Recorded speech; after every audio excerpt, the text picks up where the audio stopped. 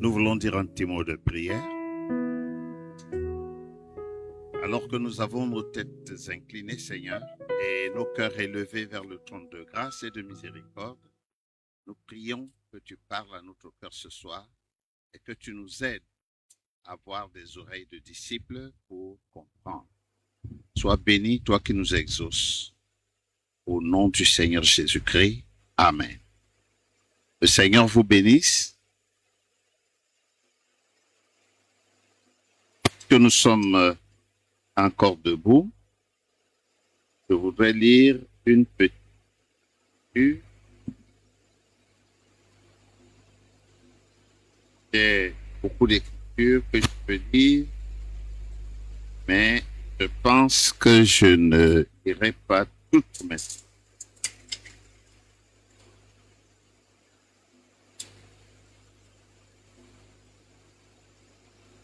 Je vais lire dans le livre de Josué, le chapitre 1er et le verset 8e. Il est écrit: Fortifie-toi seulement et aie bon courage en agissant fidèlement selon toute la loi que Moïse, mon serviteur, t'a prescrite. Ne t'en détourne ni à droite, ni à gauche, afin de réussir dans tout ce que tu entreprendras. Amen. Veuillez vous asseoir. Je ne suis pas venu prêcher. Il m'a été demandé de donner juste quelques conseils. C'est ce que je vais essayer de faire. Si vous voulez que je prêche, invitez-moi chez vous. Je viendrai. Ainsi, avant de continuer, permettez, je vais aussi lire un extrait dans le message « Les douleurs de l'enfantement ». Je lirai du paragraphe 172 au paragraphe 175. Est-ce que quelqu'un peut me prêter sa montre là? Je ne veux pas être désordonné.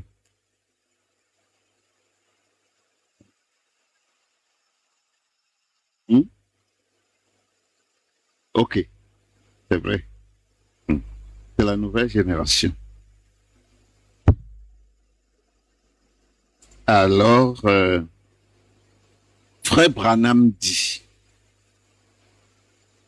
dans le monde des églises aujourd'hui, il y a deux systèmes qui sont à l'œuvre. Maintenant, écoutez très attentivement. Maintenant, je veux voir si vous allez dire Amen à ceci. Il y a deux systèmes qui sont à l'œuvre dans le monde des églises aujourd'hui. Je vais enlever ceci de sur mes épaules. Ensuite, ce sera réglé. Nous le savons tous. C'est la parole de Dieu et le système dénominationnel.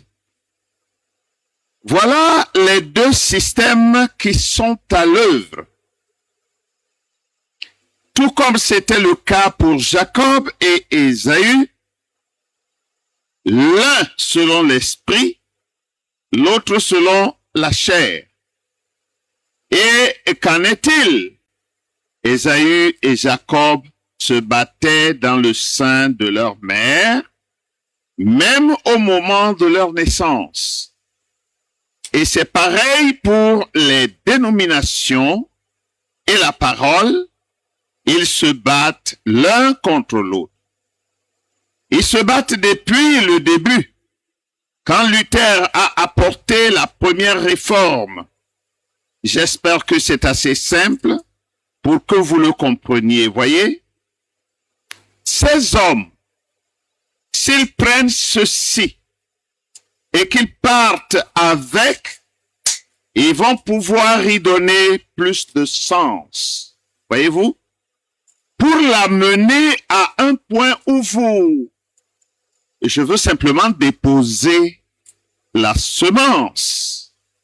Puis j'espère qu'ils lui feront prendre vie. Remarquez. Voyez? Ça a toujours été comme ça. C'est pour ça qu'elle éprouve des douleurs d'enfantement. C'est parce qu'il y a un combat en elle. Il y a un Ésaü, un simple homme du monde, très religieux. Et, c'est quelqu'un de bien, un brave type, propre, de haute moralité, pour autant que je sache. Mais il ne connaît rien au sujet de ce droit d'aînesse. Il est né comme ça. Il est fait comme ça. Amen.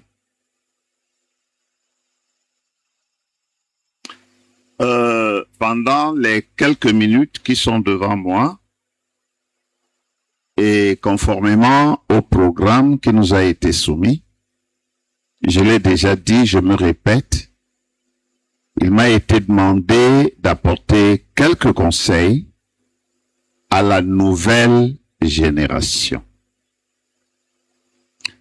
Je voudrais donc intituler ces conseils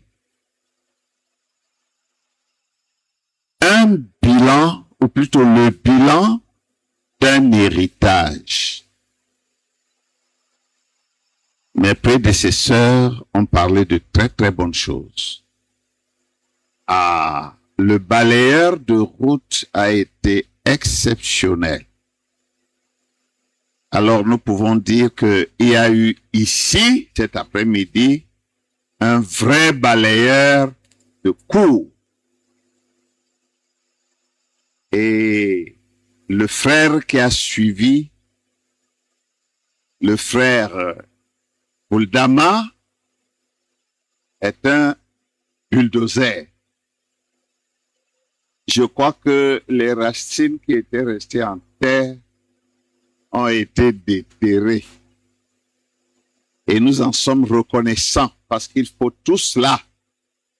Et les autres qui disent que Paris est faite de tout. Dans la maison de Dieu, il y a toutes sortes de dons. Et tous ces dons y ont été placés pour se compléter afin de peaufiner le corps sur lequel la tête Christ devra se poser.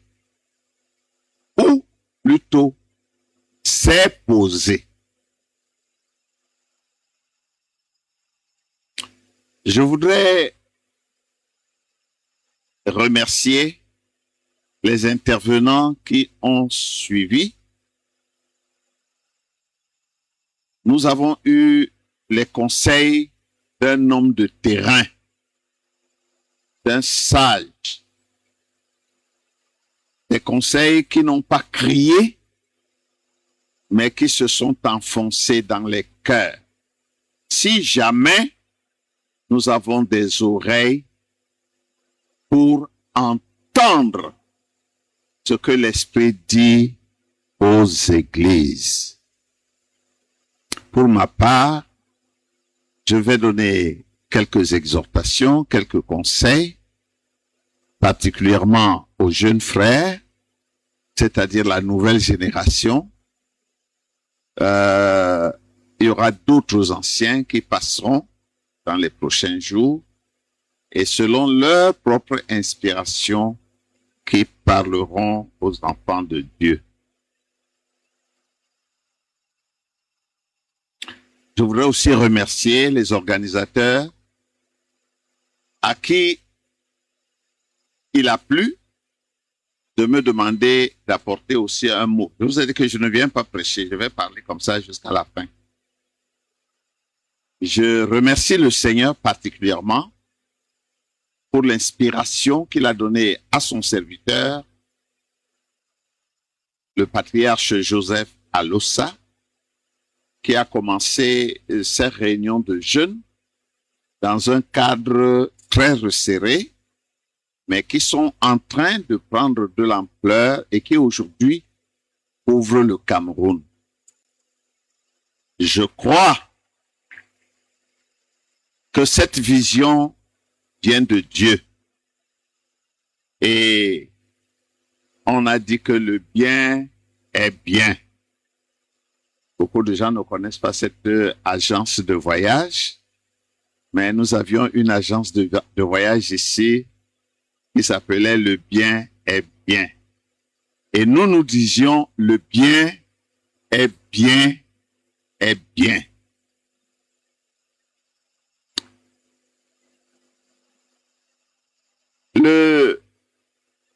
L'un des orateurs l'a dit tout à l'heure, je vais quand même lire le verset puisque je l'ai ici sous mes yeux. Ecclésiaste chapitre 1, verset 4, où il est écrit: une génération s'en va, une autre vient, et la terre subsiste toujours. C'est la loi de Dieu dans la nature. Les planteurs savent que quand ils plantent des bananiers, ils les entretiennent.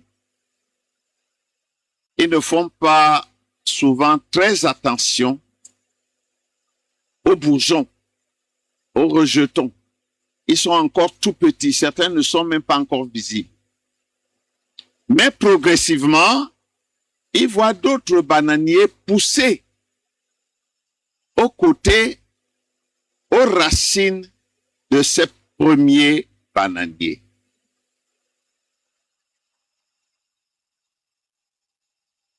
On les enlève, on les décape et on les plante ailleurs. Ce n'est pas pour isoler le premier bananier surtout, mais c'est pour multiplier le premier bananier afin que, à partir de ce seul bananier, tout le champ soit rempli et produise autant d'autres bananes et bananiers pour le futur.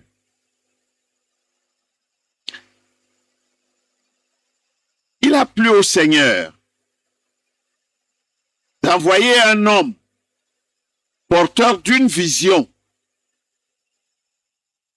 Cet homme, nous l'appelons le prophète.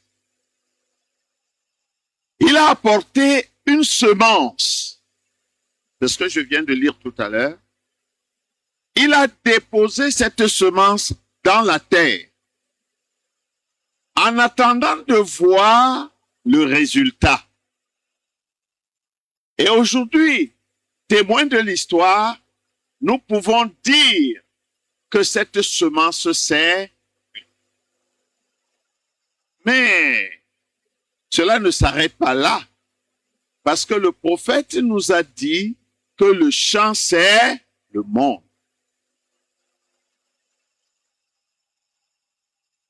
Ce travail, quelqu'un l'a dit aussi tout à l'heure, c'est un travail de relais.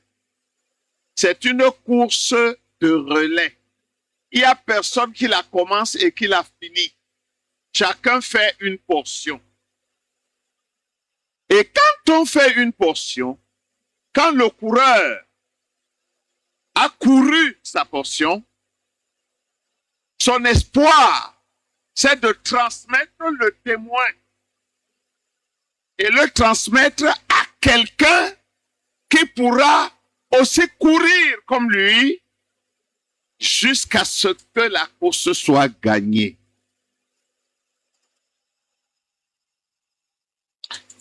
Je voudrais dire à la nouvelle génération que pour moi, cela n'engage que moi. Pour moi, personnellement, cette convention est comme un testament. Cette convention est un conseil de famille où les pères savent qu'ils vont s'écarter, ils vont disparaître, mais ils remettent les bâtons de commandement à la progéniture. Le premier intervenant ce soir a presque prêché mon message, quoique je l'orienterai autrement. Lorsque les enfants d'Israël sont sortis d'Égypte, c'était l'euphorie. Mais Israël n'a pas commencé avec la sortie d'Égypte. Il y a eu la génération des patriarches. Et si vous remarquez, tous sont allés en Égypte. Parce que Dieu a toujours un point de départ. Et Branham nous a dit que Dieu a établi son quartier général sur la terre en Afrique. C'est pourquoi je voudrais dire à nous-mêmes et à nos jeunes frères que nous avons une très grande responsabilité avec le message de Branham. Si vous regardez bien, ce message a été rejeté dans le monde entier. Même les Américains l'ont rejeté. L'Europe l'a rejeté. Il ne reste que l'Afrique. Et vous pouvez voir que c'est en Afrique que ce message a produit le plus de fruits possible. À notre époque, nous ne le savions pas, parce que nous lisions très peu le message. Et les brochures, il y en avait très peu aussi. Mais aujourd'hui, nous n'avons pas que les brochures, nous avons les téléphones, nous avons les ordinateurs, nous avons les réseaux, et nous comprenons ce que Dieu attend de nous.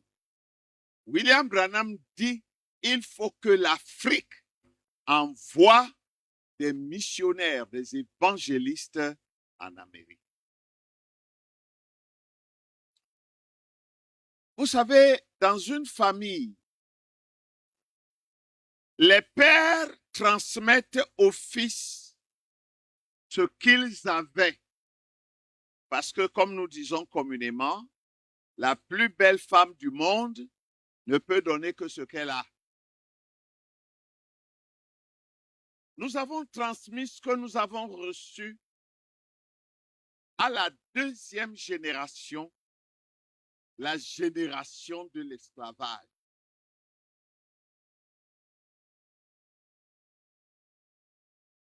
Et nous-mêmes, nous n'étions pas très éclairés, juste un tout petit peu.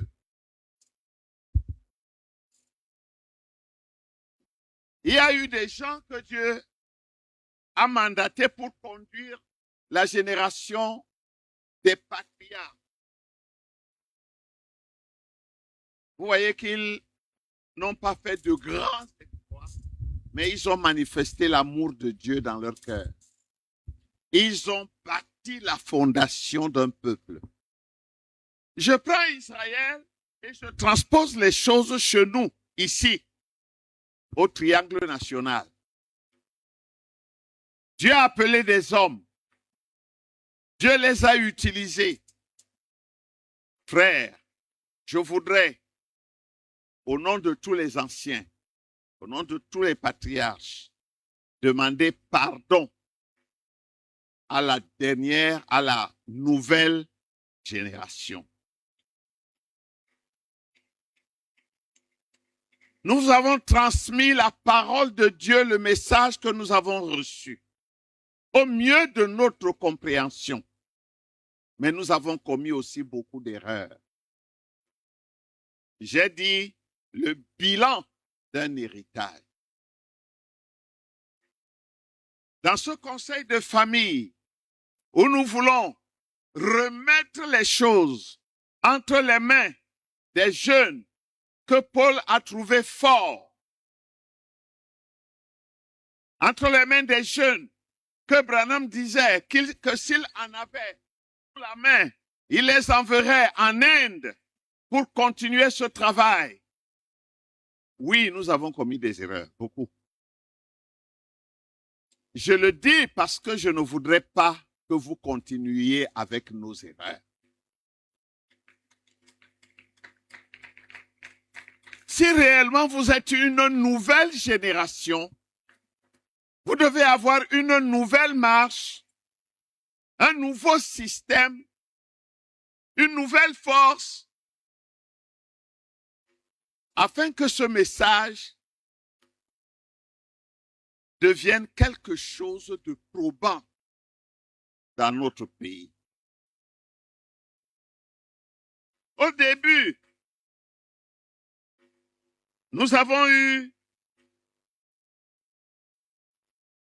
comme les patriarches la lourde responsabilité d'installer ou plutôt de planter le message de Dieu. Mais il n'a pas fallu longtemps. La guerre des clans a commencé. Les conflits de génération. Un manque de dévotion pour ce message, c'est-à-dire dans la recherche de la vérité présente.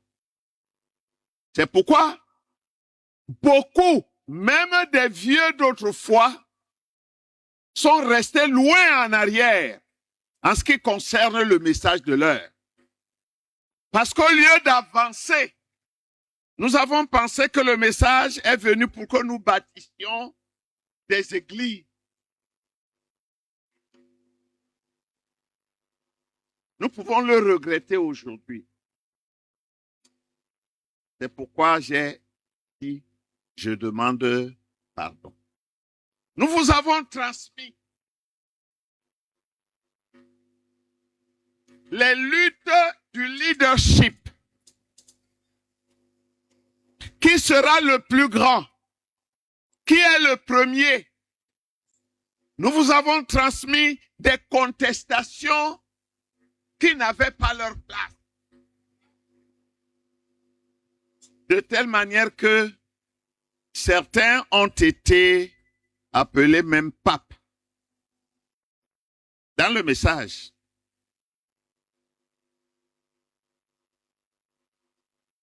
Nous avons commis des erreurs.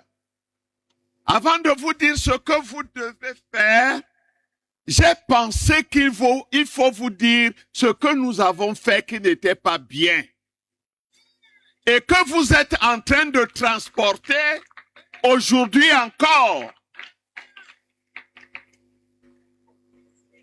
La preuve, c'est que quand on vous rencontre, vous êtes en train de discuter ou de partager la parole. Chacun veut voir selon son école de pensée.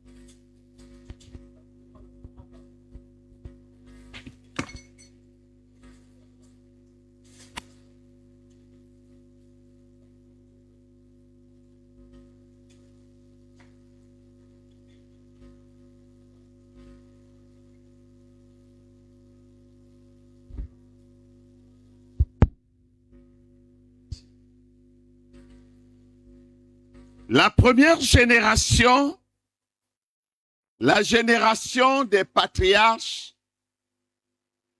a travaillé, mais ce n'était pas un travail parfait.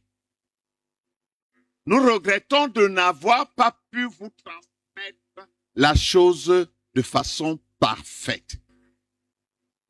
Vous nous avez vu vivre, nous avions l'amour les uns des autres, nous avions le respect les uns des autres, nous essayions de travailler ensemble, nous avons fait cela sans grand bruit.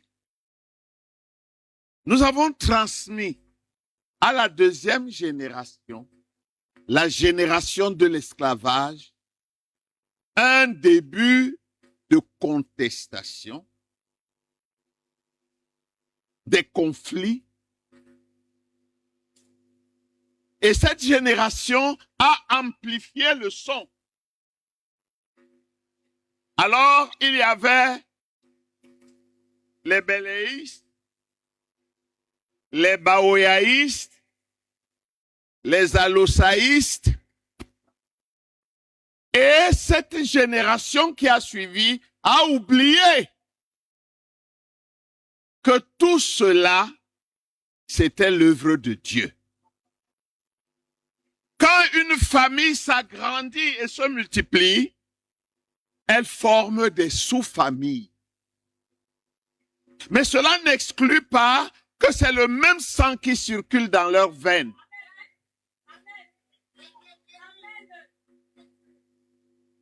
La troisième génération a encore plus aggravé la situation.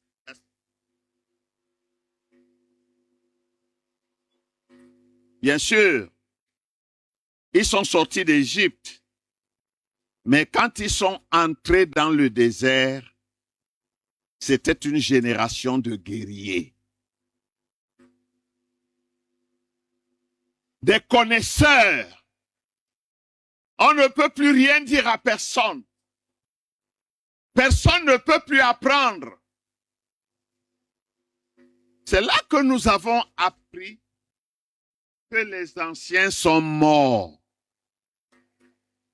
qu'ils sont devenus des charognards et qu'ils ont perdu la vision.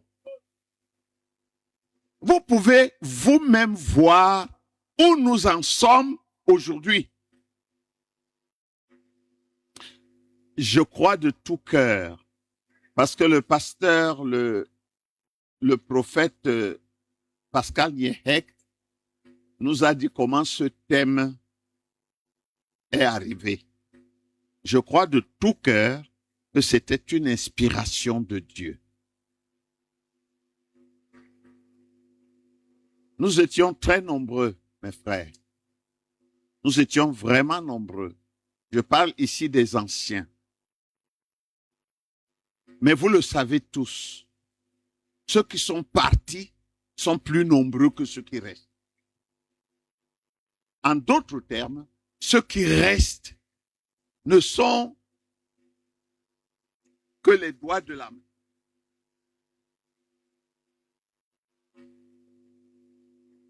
Vous comprenez qu'ils vont s'effacer. Ils vont bientôt partir. Quelqu'un l'a dit ici.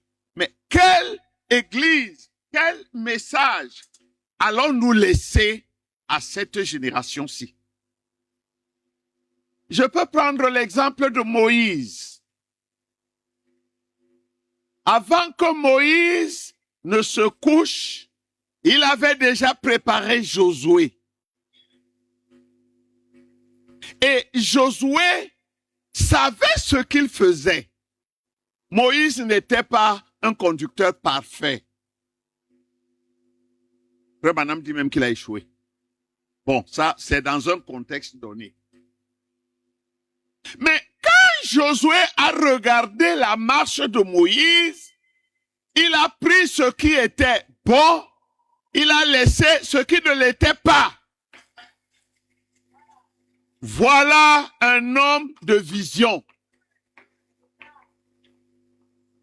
Josué a vu Moïse envoyer des espions pour espionner le pays de Canaan.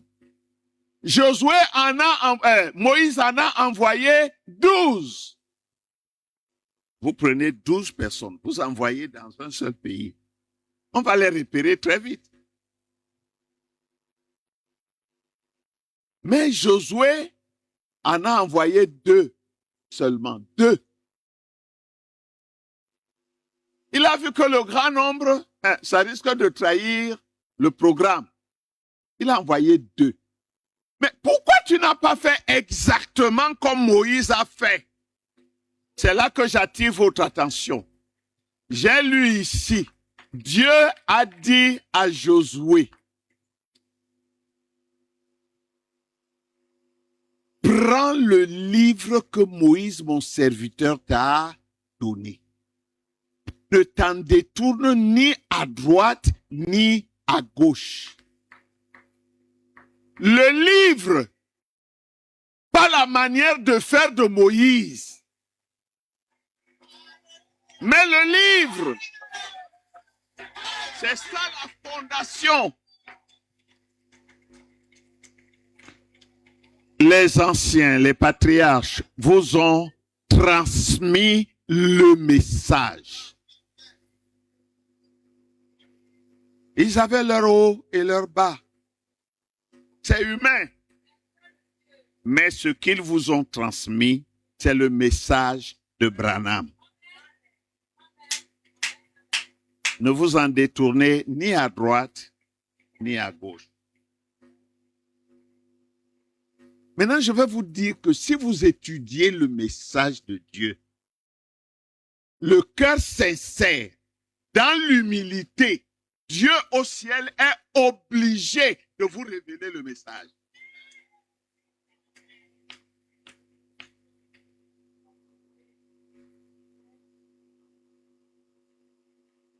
Les générations se succèdent, mais nous avons vu qu'après la première génération, la deuxième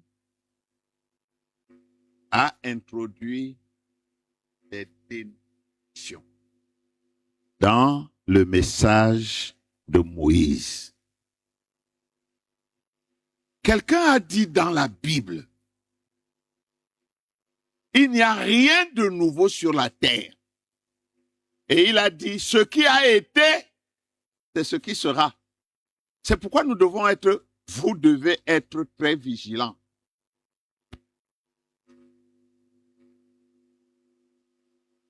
Vous savez que Israël avait un prophète phare.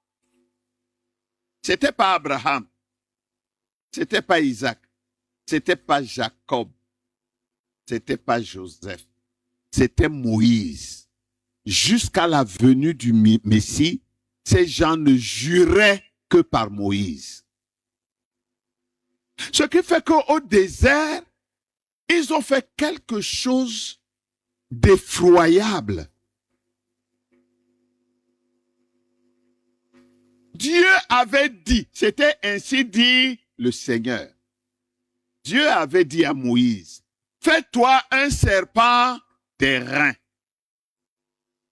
Si quelqu'un a été mordu par un serpent qui s'appelle maladie, qui s'appelle péché, qui s'appelle erreur, qui s'appelle n'importe quoi, s'il regarde à ce serpent d'airain, il est guéri.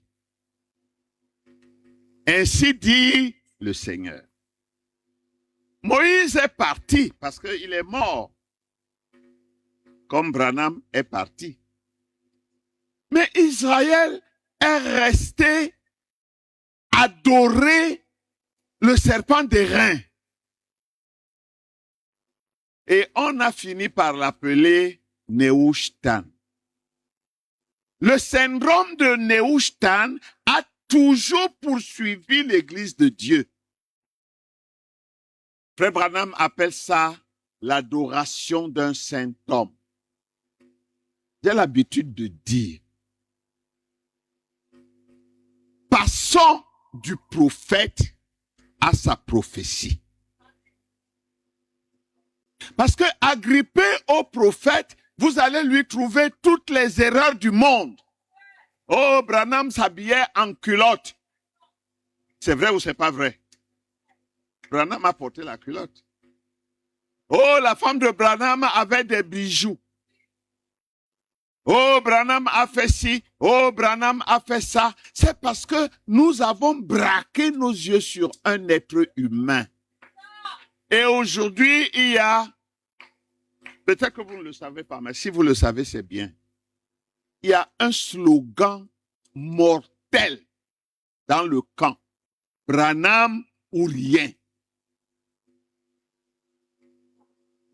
C'est un slogan mortel. Branham ou rien, ça veut dire que même si je lis ça dans la Bible, si Branham dit le contraire, c'est Branham. Même si c'est Jésus qui parle, c'est Branham. Ouvrez les yeux. Restez attachés à la parole, au message de l'heure. Les anciens ont laissé le message. Ils ne vous ont pas tout prêché. Ils ne connaissent pas. Nous ne connaissons que ce que Dieu nous a donné. Et vous qui êtes une génération, quelqu'un a dit Android, vous lisez beaucoup, vous cherchez beaucoup, vous sondez beaucoup et vous trouvez beaucoup. Mais attention.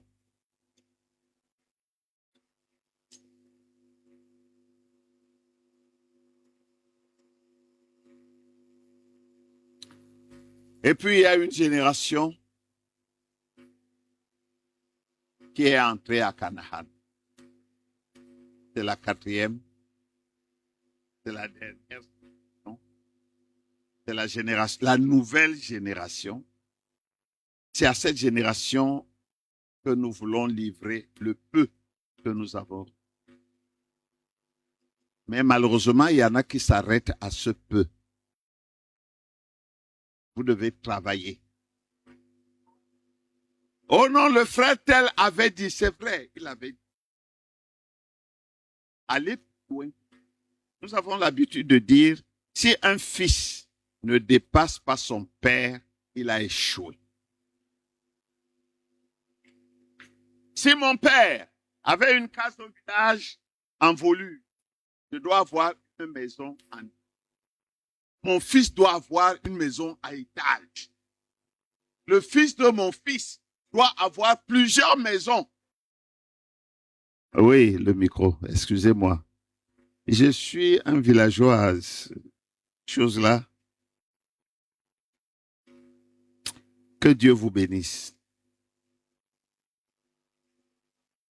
Ce que vous avez vu faire vos pères, qui est bien, suivez-le. Ce n'est que... Suivez-le. Où est-ce qu'ils ont réussi? Posez vos pas sur l'empreinte. Où est-ce qu'ils ont échoué? Effacez même les traces pour que vos successeurs n'embêtent pas leurs pieds. Ça veut dire, vous devez détruire des histoires de clans. Moi, je suis de la lignée 2. Moi, je suis du clan 2. Moi, je suis... Cela a commencé chez les Corinthiens. Hein? Paul leur dit, mais vous ne voyez même pas comment vous êtes charnels. Qui est Paul? Qui est Pierre? Qui est Céphas? Qui est Apollo? Ils sont quoi? Chacun a fait sa portion. Maintenant, c'est à vous de tout prendre et d'aller avec. Le révérend Alossa nous a été très utile dans ce pays. Le révérend Baoya, le révérend Kate, le révérend, même ceux qui sont pas, même le révérend Bélé, lui aussi a fait sa part. Mais pourquoi vous ne rassemblez pas tout ça? C'est pourquoi j'ai beaucoup apprécié les organisateurs de cette convention.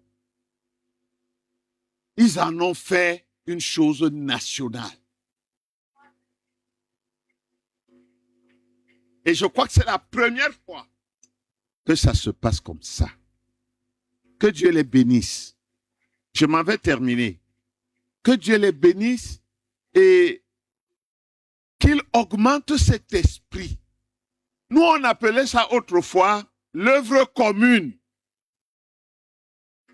Mais avec des idées pas très éclairées. Parce que quand même le jour se lève à l'est, chez le pasteur Aloussa, moi je suis encore. Hey, ça n'arrive pas chez vous? Excusez-moi. Excusez. Je ne sais pas, je préfère les micros qu'on attache. Ceci, je vis simplement la joie. Que Dieu vous bénisse. Bon, pour terminer, je veux dire ceci.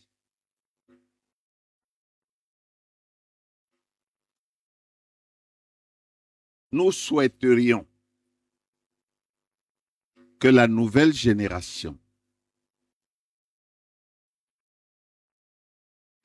évite les guerres de positionnement, les conflits générationnels, les combats de leadership, qu'ils bannissent la paresse de sonder les Écritures.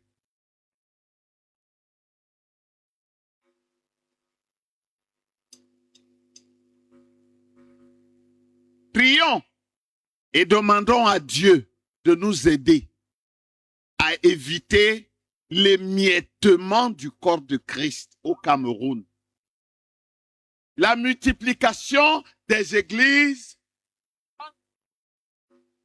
Parce qu'aujourd'hui, quelqu'un l'a dit aussi tout à l'heure, quelqu'un a lu 1, 2, 3 brochures, il est dans tous les réseaux sociaux, il est déjà pasteur là-bas. Dans sa propre église, on ne sait même pas s'il prêche. Il a déjà son église en ligne.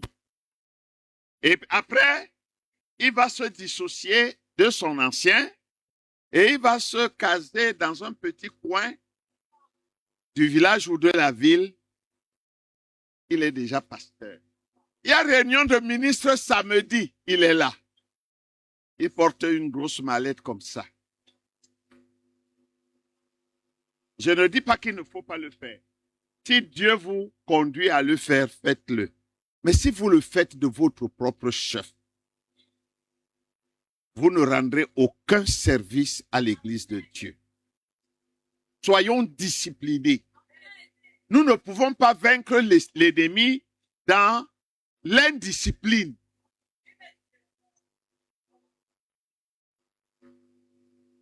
Dans le ministère, il y a des apôtres.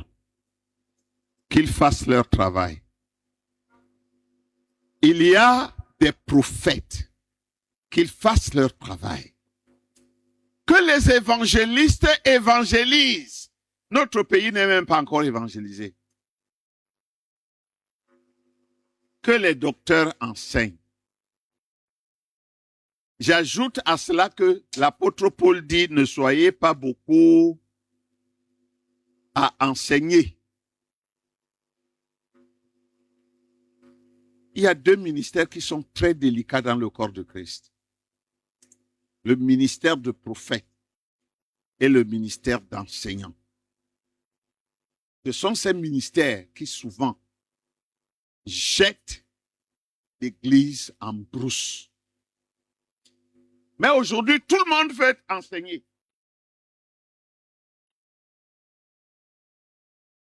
Vous comprenez que je ne prêche pas. Hein?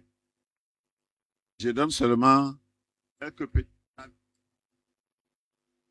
Et comme j'ai déjà presque terminé, dans 5 minutes, mon temps sera déjà terminé. Je voudrais donc dire, cultivons l'amour fraternel.